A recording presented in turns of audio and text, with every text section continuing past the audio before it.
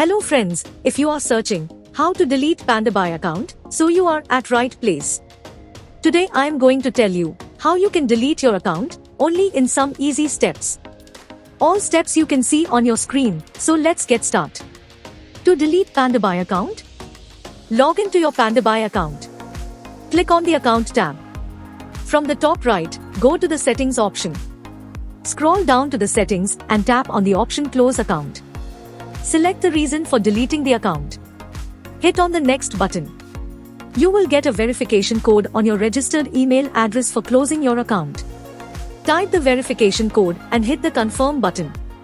With this, your Pandabuy account will be closed or deleted permanently. And you are done. Only by using this method, you can delete Pandabuy account. Hope you liked this video. If yes, please hit a like button and don't forget to subscribe our YouTube channel. Thanks for watching this video.